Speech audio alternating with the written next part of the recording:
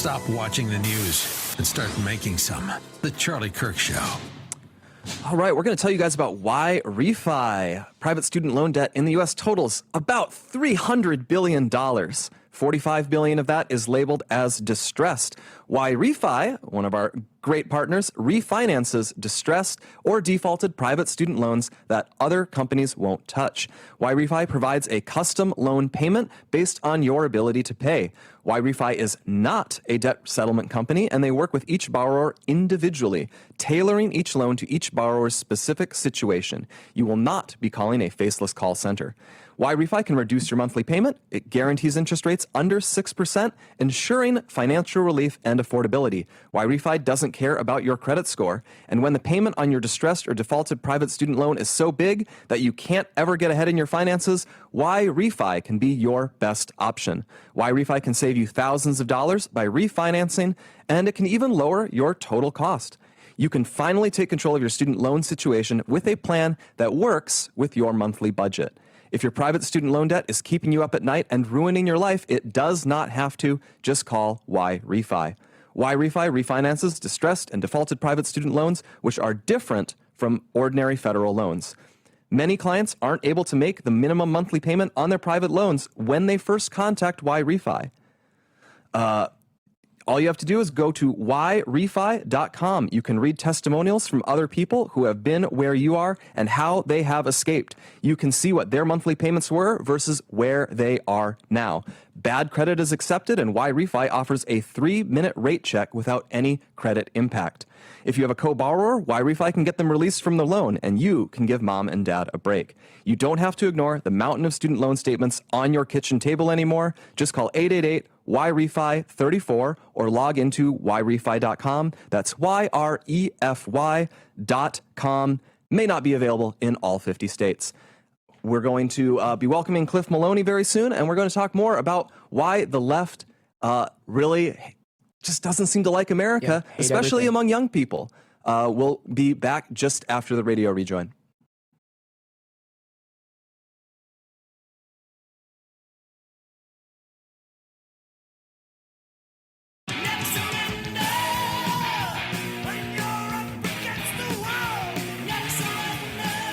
Welcome back to the Charlie Kirk Show. That's Never Surrender by Saxon. That is my favorite rock song these days. All-time classic. So we're talking right now about the polls say that the left just doesn't like America a lot. And you were showing me another chart, Danny, that in addition to the partisan gap, there's also and this isn't surprising, a very severe generation gap in how people view America. I'm a millennial. I'm an aged millennial. You are a member of Gen Z. You were on a college campus quite recently. Yeah. What was your experience seeing this attitude towards America, especially on the left, but even on the right, I'd say? It's very toxic on both sides right now. We'd be tabling, and people would try and flip our table. Have you seen clips like that elsewhere? Just screaming at us, telling us to die and stuff like that. So just very vile stuff, and it increased all 4 years I was there. I saw more and more and more of it, and especially because this last year I was there was the election year, so it was obviously very intensified. But yeah, it keeps going more and more. And was it specifically, though, because obviously we've always had political divisions in America. We had political divisions when both sides did genuinely love the country. What's standing out is I do feel there's this attitude on the left that America is a country to be punished now, not a country... Yeah. I feel like the left at least used to have a good PR pitch of this will make everything in America better. Whereas now, Mamdani's platform is we're going to soak white neighborhoods, for example, because that just means bad. White equals bad. And I think to some extent for the left, native-born American also equals bad. And did you see that on campus? Yeah, very anti-white. I'd heard stories of people in classes having to apologize for being white.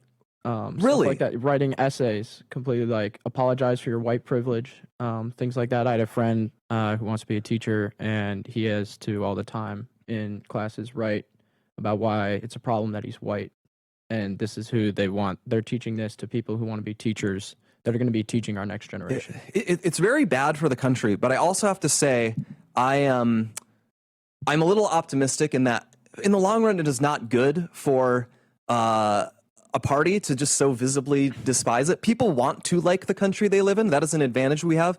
Ultimately, people want to love their home, and that's a thing that's happening over time. We saw it in this last election. Like Hispanics that Democrats assumed would just always be in their court are actually siding against them because they didn't love the endless flood of legals. They didn't love the idea of blowing up America. So I'm hopeful on that front, and that's why I want to loop in Cliff Maloney here, because we'll be talking about the elections in Virginia and New Jersey up ahead. But I just wanted to welcome him in. I believe he's been listening to what we've been talking about here.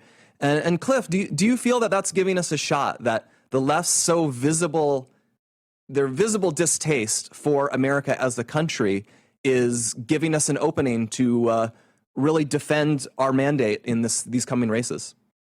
Yeah, and Blake, listen, I've said this to you before on the show. You know, I've said it plenty of times. I always thought that on November 5th, the day, I should say November 6th of last year, the day after the election, I just assumed the pendulum would have to swing, that the left would realize that this radical woke agenda of siding with illegals over American citizens, of pushing men to be in girls' sports, girls' bathrooms, and girls' spaces, I just assumed that they would figure it out and that they would say, look, we've got to find a different path. But somehow the radicals, the activists, the 10% of the radical donors, the 10% of the radical activists, they're driving this party.